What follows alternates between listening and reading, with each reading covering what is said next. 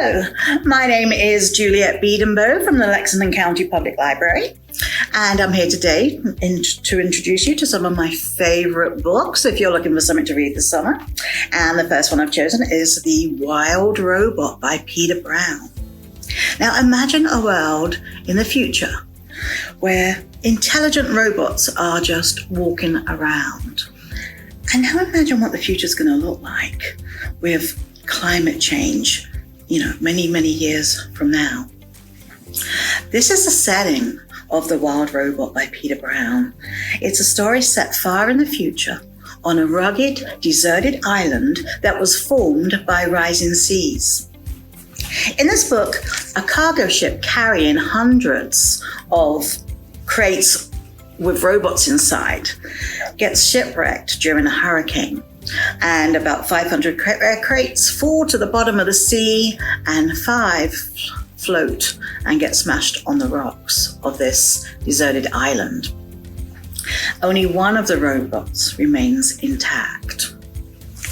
Well, one day, a group of playful otters come along, and one of them inadvertently presses the power on button for the robot, who is introduced as Roz.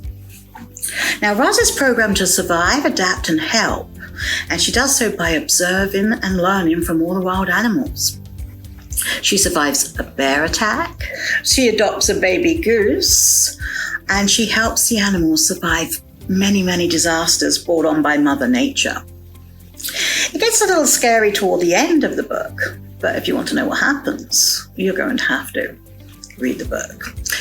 I can best describe it as the Iron Giant meets Hatchet, which is a wilderness survival story.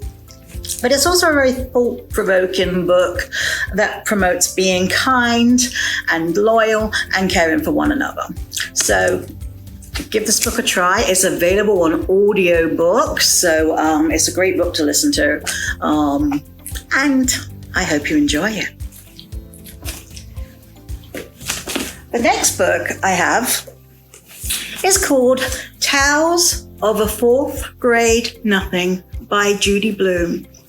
And Peter Hatcher in this book is a 4th grader living in New York City with his family, his mother, his father, and his almost 2.5-year-old brother. His little brother is always getting into trouble and embarrassing him, and Peter often gets the blame. So that's why he feels like a 4th grade nothing. This is what he says.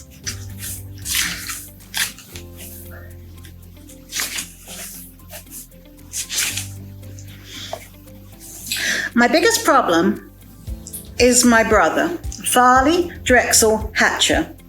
He is 2.5 years old. Everyone calls him Fudge.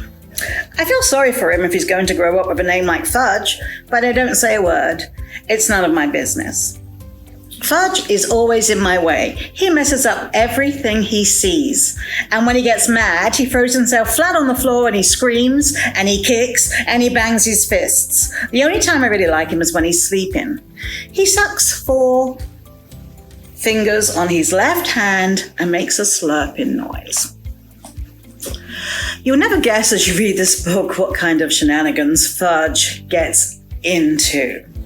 In fact, each chapter of this book tells the story of one of Fudge's antics. But although Fudge causes so much trouble, you can sense that Peter really, really does care about him.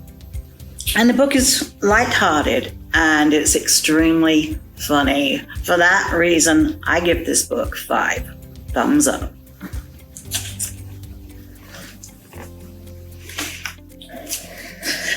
My next choice as a great summer read is a book called Ghosts by Raina Telgemeier. And this is a graphic novel.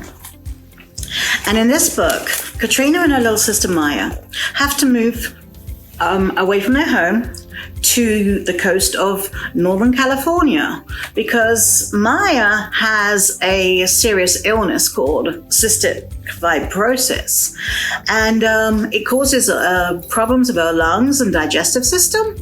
And the cool, salty air of this Northern California town called Bahia de la Luna is going to help her with her breathing and, really help her recover. Kat isn't very happy about leaving her friends, but she knows it will help her sister.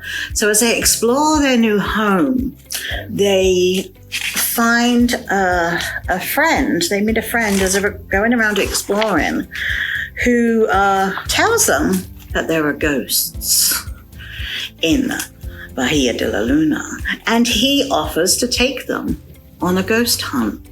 Well, Maya is extremely excited and raring to go, and Kat is not so enthusiastic about this idea.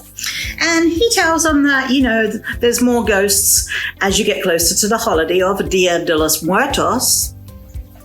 And that's the time of the year when the ghosts reunite with their loved ones. And he says that ghosts aren't frightening. They're the spirits of loved ones. And as you can see, this is the most beautifully illustrated book. It's an insightful story about the power of family and friendship, and it gives us the courage to do what we never thought possible. It's also a lot of fun to read, and I bet you will want to read it more than once. So this is a great choice for a graphic novel fan. Another choice I think that you are going to love is Rory Branagan, Detective. And it's by Andrew Clover. And I'm going to read a little bit of this to you. No one tells me anything. They don't. And the things they definitely don't tell me is the thing I most want to know, which is, why did my dad disappear when I was 3? He did. One moment he was there in the park, pushing me on the swing so hard I felt like I was flying like Superman. And the next, he was gone. Why did he go? Where did he go? Those two questions are always swirling like fish in my head. I know, beautifully illustrated. You got fish. Where did he go? Why did he go? Where? Why? Why did he go? Where did he go? Those two questions are always there. Well, those and why does no one tell me anything? So, in this book, Rory's dad disappeared 7 years ago and no one would tell Rory why. In fact, no one tells him anything, as you just heard. He lives with his annoying brother Seamus, his mum, and Auntie Jo, who Auntie Jo is really not his real auntie. She's just a boarder that rents a room in his house. His best friend is Wilkins, who's a sausage dog belonging to the neighbor next door. And then a young lady called Cassidy Corrigan moves in next door, and she is a very strange character. She suggests that Rory become a detective and find out the things that he doesn't know.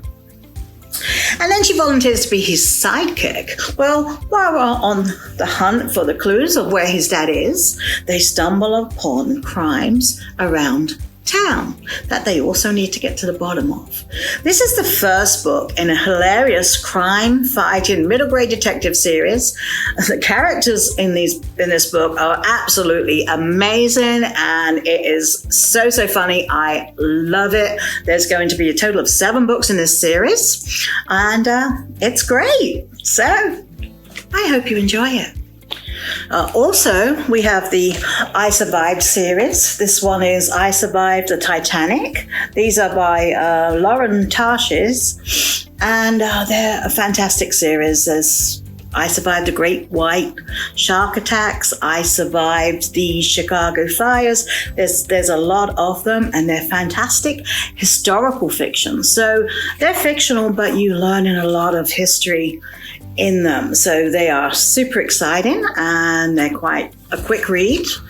You compare this, if you like, with the Magic Treehouse series of Fact Trackers, which is a non-fiction series of actual facts, to, in this particular instance, the Titanic.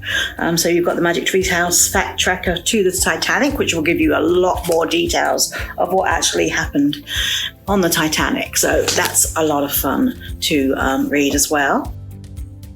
And we have the Who Was series. So this one is the Who Was Jackie Robinson. He's a boy who stood up for himself, a teenage superstar, an African American who changed the face of baseball forever. And this is a great series. There is a ton of them, so you can find out a lot about your favorite character. Once again, they're quite short. They have illustrations, beautifully done, and you learn a lot of facts. So do not forget that you can get your own library card online. You can place requests for some of these books that I've talked to you today about, and you can also go onto our web resources. If you go onto our website, www.lexcolibrary.com, and click resources and children, and you can have access to some of these materials on ebook and on audiobook. We have RB digital magazines that you can download, and also we have Hoopla that allows you to download TV shows and movies. So a lot of resources to keep you reading during the summer. I hope you enjoyed listening to me talk about some of these stories, and I hope you have a great summer.